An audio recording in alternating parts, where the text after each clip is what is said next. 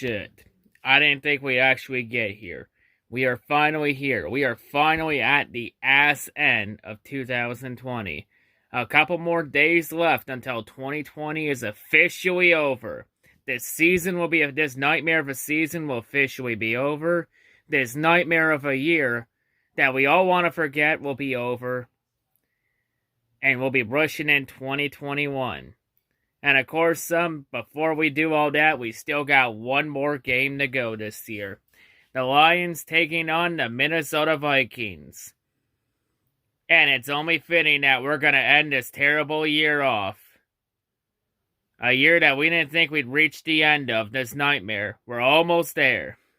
Almost there. Just a couple more days and this nightmare's over. But it's only fitting that we're ending this nightmare of a year off in style. Let's have one last Tank Bowl.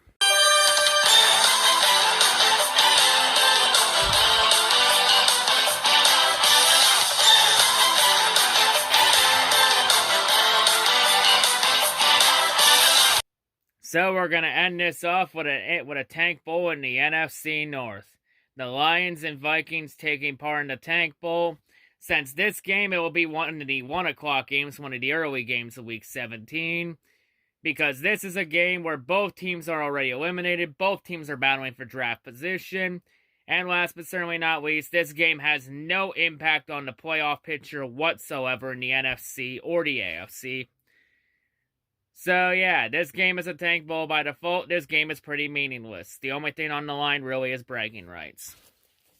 So of course, the second time we played the Vikings this year. Earlier this year, the Lions got completely spanked by the Vikings back in Week 9. So, of course, this game, the Vikings, the point spread has the Vikings favored in this game by 6.5 points.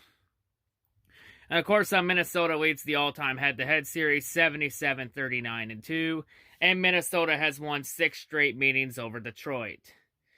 Of course, entering this game, there is a prize on the line for this game, where the loser is guaranteed a top 10 draft pick. The winner is more than likely going to be out of the top 10. So I believe the Vikings they're 12th or 13th in the draft order. And the Lions enter this game 7th in the draft order. So that's where we stand there. Now, Minnesota is 3-4 on the road this year. Detroit is 1-6 at home. So yeah, Detroit has just had so many issues at Ford Field. I think the main issue for the Lions at home this year has been the lack of fans. I think that's the biggest factor there. And the fact that the Lions' defense is one of the worst in the league. But it is what it is. So, of course, for Minnesota, some key players I went over back in Week 9. So just rewatch that Week 9 preview to know who the key players are. But I will go over the injuries, a couple key injuries in this game. So, of course, the Vikings fullback, C.J. Ham, he's questionable for this game with a quad injury. Kyle Rudolph is questionable for this game with a foot injury. The Vikings are going to be missing Daniel Hunter, who's still on the IR with a neck injury. Anthony Barr is also going to be out for this game. He's still on the IR with a pectoral injury. Eric Kendricks, same. He's also questionable for this game with a calf injury. And Mike Hughes for the secondary, he's on the IR with a neck injury. So, a lot of the key defensive playmakers out for this game for the Vikings. And I think that's really affected the Vikings this year in the amount of injuries. And just lack of execution. And of course, we all know the Vikings. Vikings, of course, were expected to contend for the North this year. And they've really been a big disappointment this year. And of course, the Lions, everything they try to do, they can't do anything right. Moral of the story. So, of course, I'm entering this game on the Vikings. Offense is ranked 5th. They're 18th in the pass, and they're 6th running the ball. And the Vikings' defense is ranked 26. They're 24th against the pass and 28th against the run. And also, the Vikings' defense, really run defense. If you want more examples about how bad it is, just look at last week with Alvin Kamara. When Kamara scored 6 rushing touchdowns in one game. In fact, Alvin Kamara became the first player since Ernie Nevers in 1929 to score 6 rushing TD touchdowns in one game. Yeah, you would expect the Lions to pull this kind of shit, but no, it's the Vikings that allowed this. The Vikings' run defense has been so bad they allowed a 91-year-old record to be tied. Like, seriously, what Alvin Kamara did to the Vikings on Christmas Day last Friday, that's something that we haven't seen in over 90 years. Like, a majority of his fan base was not even alive when Ernie Nevers got 6 rushing TDs. I don't know if anybody in any of the fan bases were alive. I don't think there are any Lions fans that were alive for that. And if there is, then that's a fucking miracle. Because that's a record that's 91 years old. And the Vikings defense just allows it to happen. So, of course, I'm also for this game, potentially, is this Stafford's last game in a Lions uniform? If Stafford's going to be demanding to trade out. But the Lions on Stafford's contract, since he's in a contract year next year, the Lions can opt out of Stafford's contract next year. But it would be around a dead cap hit of $20 million, so they free up around, say, $5-6 million around there, give or take. So they free up a little cap space, but not a whole lot. But they would take that $20 million dead cap for 1 year.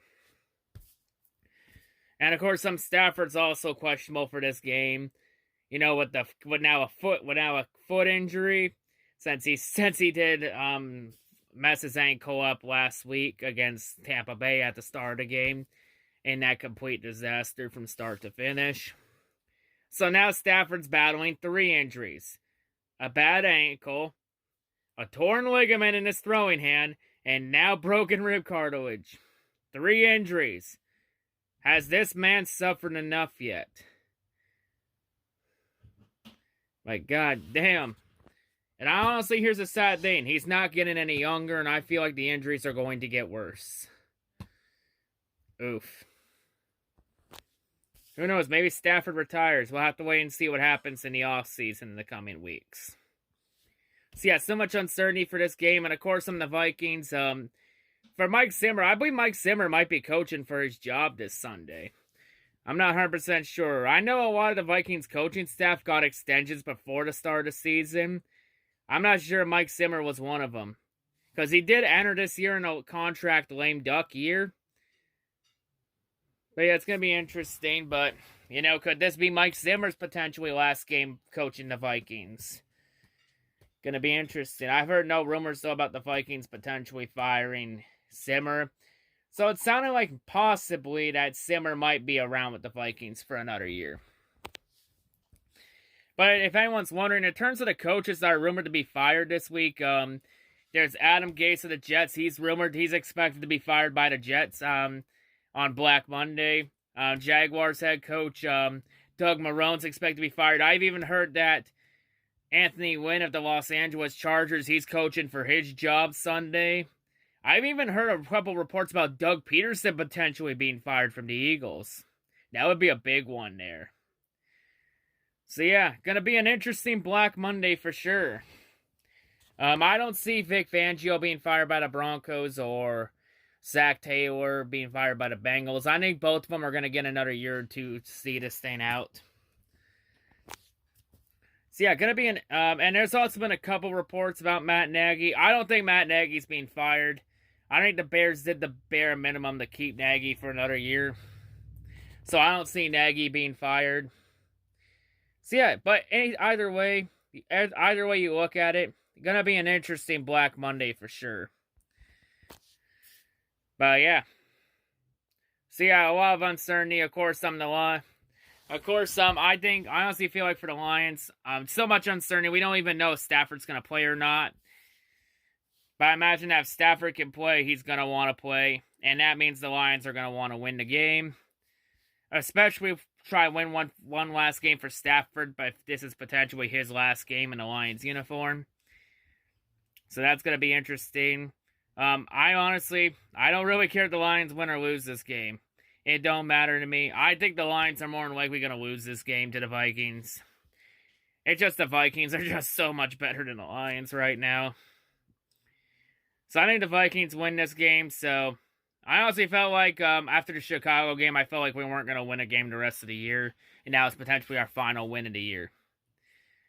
But yeah, to all the Lions fans that want the Lions to quote tank, the tank shit and talk tank like a bunch of jackasses, they're more than likely going to get their wish this Sunday. And odds are the Lions are more than likely going to get they're guaranteed a top 10 pick. Who knows, maybe if things go the Lions' way, they end up with a top 5 pick. But yeah, to all the Lions fans that want a tank, you're going to get your wish this Sunday. That's for fucking sure. But yeah, I'm of course against the tank talk. You should never intentionally lose a game for a draft pick, no matter how bad your season is. And for those Lions fans that want to come here and talk tank stuff, I'm just going to let J.J. Watt play this clip. I'm going to play this clip of J.J. Watt explaining why tanking is stupid.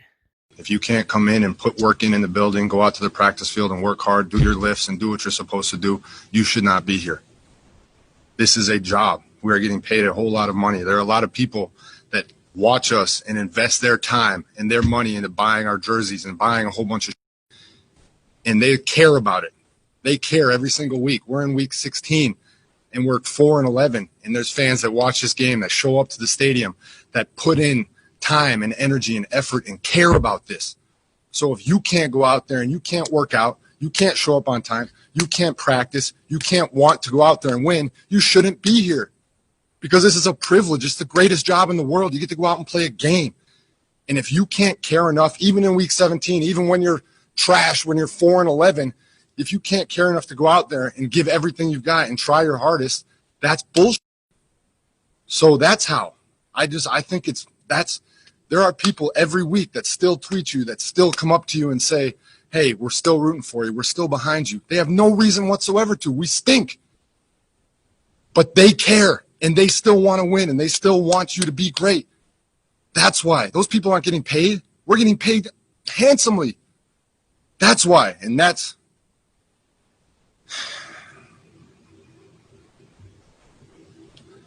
who I feel the most bad for is our fans. And the people who care so deeply in this city, and the people who love it and who truly want it to be great. And it's not. And that sucks as a player, to know that we're not giving them what they deserve.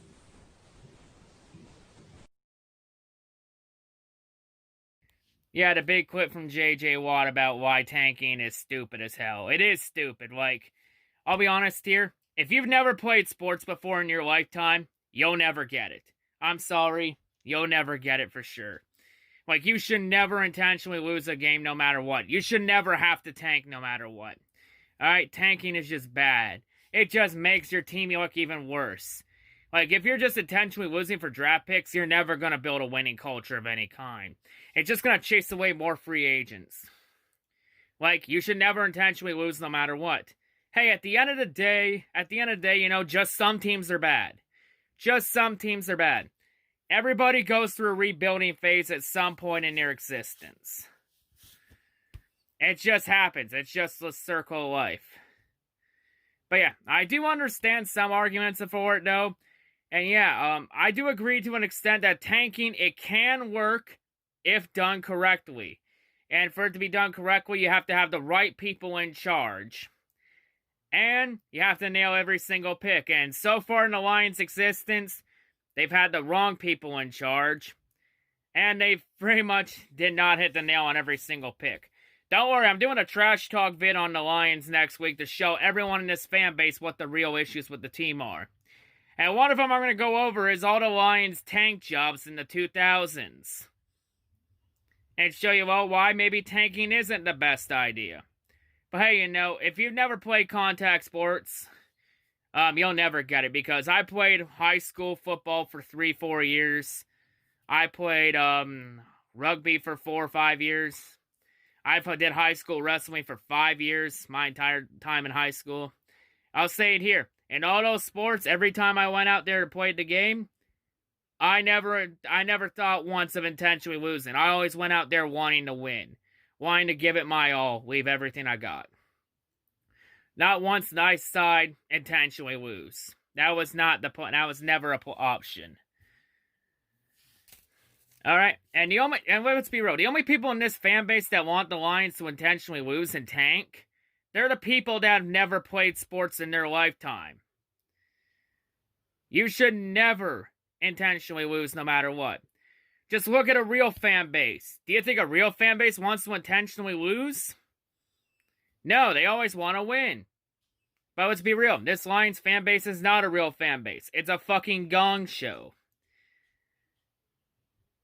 And it's pretty obvious. And if you all want to prove me wrong and say I'm wrong, well, I've given you every chance in the world to prove me wrong. And in the end, you all keep proving me right. Like, you all want to say I'm wrong and I'm an idiot and all that, and yet you can't even get past step one of proving me wrong. So what does that say about it? So if I'm an idiot and you keep proving me right, then what does that say about you then? Well, I'm waiting. But yeah, anyway, I've gone on long enough. So yeah, one last game. And for anyone bitching about the Jalen Curse release, asking why, let's be real. Let me explain something to you. The Lions are going to be rebuilding for 3 to 5 years. And one of the things you gotta do to rebuild is cut some pieces and free up cap space. That's part of rebuilding, is cutting pieces away, freeing up cap space for the long run.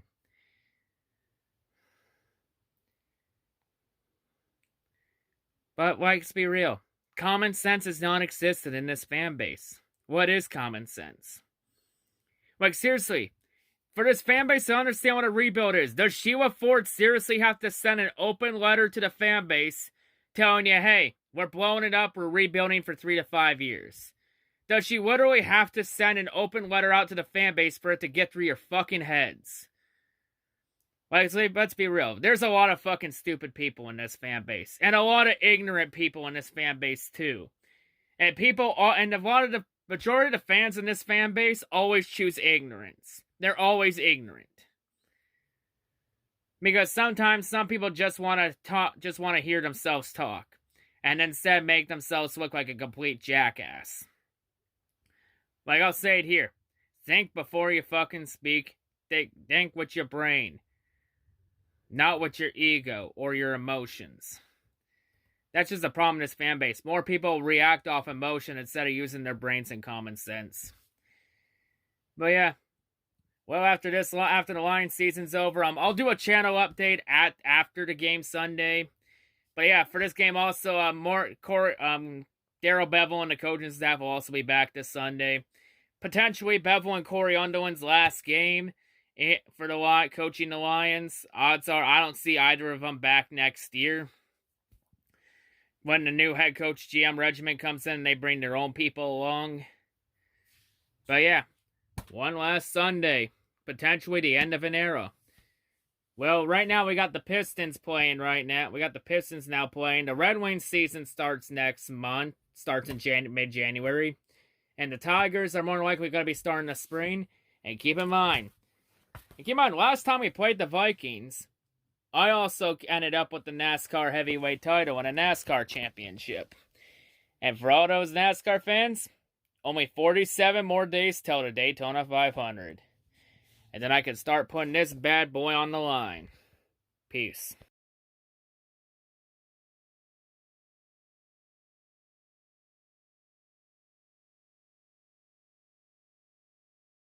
I am going to remind you in advance that I am very sorry and I apologize